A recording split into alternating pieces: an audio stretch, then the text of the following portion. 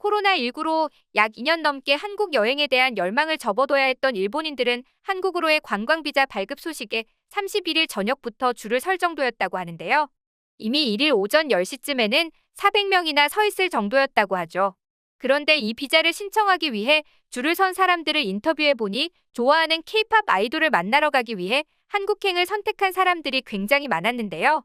이처럼 K-팝 아이돌들은 이미 일본의 음악 시장에서 굉장한 위상을 떨치고 있습니다. 심지어 과거에 한국 아이돌은 한국에서는 멋있는 노래를 부르지만 일본에선 귀여운 노래를 부른다와 같은 말처럼 현지화 전략이나 개성을 죽일 필요 없을 뿐 아니라 오히려 일본 현지화를 시킨 음악들은 일본 내의 K-팝 팬들에게 실망감을 준다는 것입니다. 게다가 K-팝이 전 연령층에게 압도적인 사랑을 받고 있자 일본의 아이돌들도 반응이 갈렸는데요. 이러한 인기의 질투를 드러내는 아이돌도 있었고 오히려 칭찬을 하며 배울 건 배워야 한다는 태도를 드러낸 그룹도 있었습니다. 전자는 바로 일본의 아이돌 그룹 아라시였는데요. 아라시의 멤버 마츠모토주는 전 세계적으로 가장 인기 있는 콘텐츠로 꼽히고 있는 K-팝 인기에 대해 어떠한 나쁜 감정도 가지고 있지 않고 부럽지도 않다고 밝혔는데요. 거기에 저는 사람들이 생각하는 질투나 경계를 전혀 느끼지 못한다며 오히려 자니 키타자와가 수십 년 전 토대를 마련한 건축이 이제 마침내 국경을 넘기 시작했다는 것에 자부심을 느낀다면서 K-팝의 뿌리가 일본 아이돌 산업에 있다고 언급했죠. 이에 대해 한누리꾼은 오히려 저 발언으로 K-팝을 무척이나 신경 쓰고 질투하는 것이 느껴졌다. 그리고 일본인들도 저런 열등감 컴플렉스가 있는 것 같다. 그들은 일본인들이 K-팝에 영향을 미쳤고 K-팝 성공은 국가 프로젝트 때문이라고 사실을 날조한다라고 팩트폭력을 날렸죠. 게다가 이 발언을 들은 해외 네티즌들도 말도 안 되는 소리, 나는 자니스는 들어본 적도 없는데 서태지는 들어본 적이 있다라고 반박했죠. 이처럼 K-팝이 일본의 J-팝을 압살한 지 오래된 건 모두가 아는 사실인데요. 우리들의 한류가 전 세계로 발전해 나아가자 옆나라 일본이 이에 대해 초조해하고 있는 것입니다. 그런데 이런 상황을 알고 한국을 부러워하는 아이돌도 나타났는데요. 이 아이돌의 발언으로 일본 연예계가 발칵 뒤집히고 말았습니다.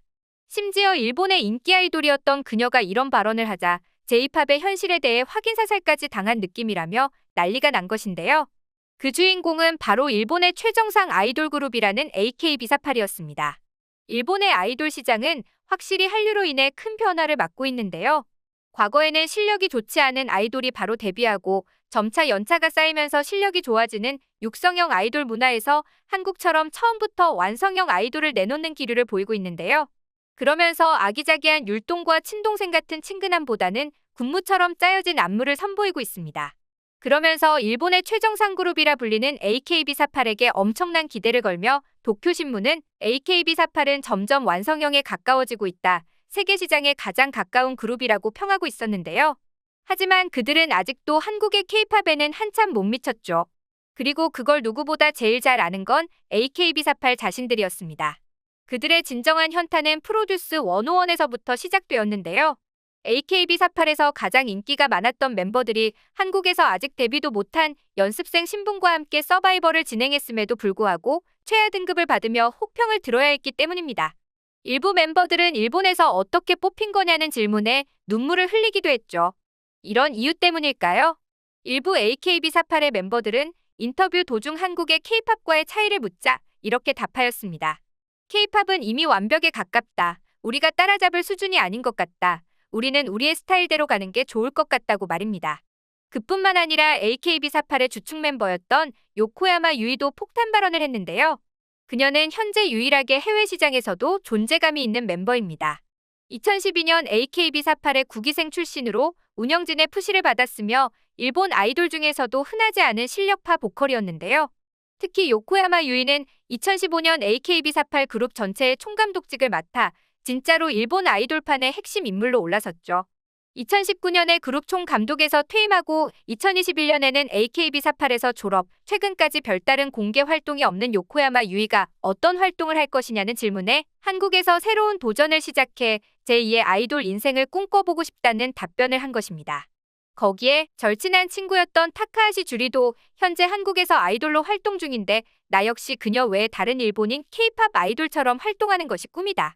한국이야말로 모든 아이돌 지망생이 꿈꾸는 최고의 무대 아니겠는가 등등 한국의 K-팝을 추켜 세우는 발언을 내뱉자 일본 기자는 물론 일본의 네티즌들도 난리가 났습니다. 과거에 친한파로 유명하더니 이젠 자신을 키워준 일본을 배신하고 한국으로 넘어가 돈을 벌 심산이냐는 공격적인 질문까지 서슴지 않았죠.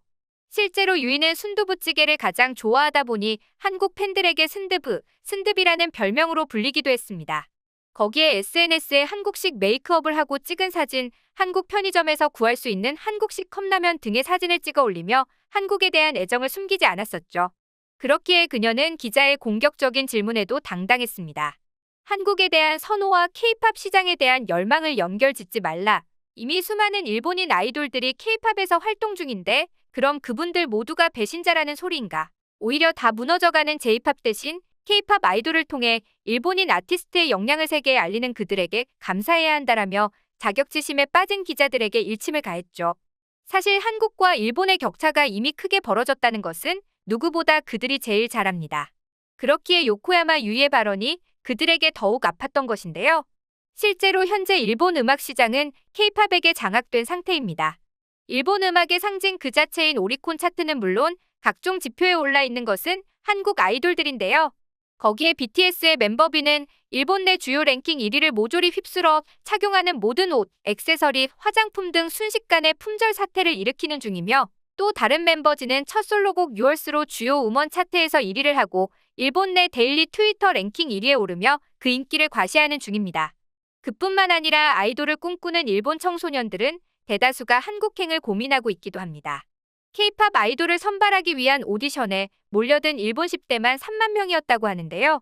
한국의 오디션 프로그램인 걸스플래닛에 출연 후 데뷔한 노나카 샤나도 유튜브로 K-팝 아이돌의 무대와 퍼포먼스를 보고 나도 저렇게 되고 싶었다. 일본 아이돌과 다르게 한국 아이돌들의 퍼포먼스는 정말 강력하고 멋지다라며 현재 일본 10대들의 한국에 대한 인식을 여실히 보여주었죠.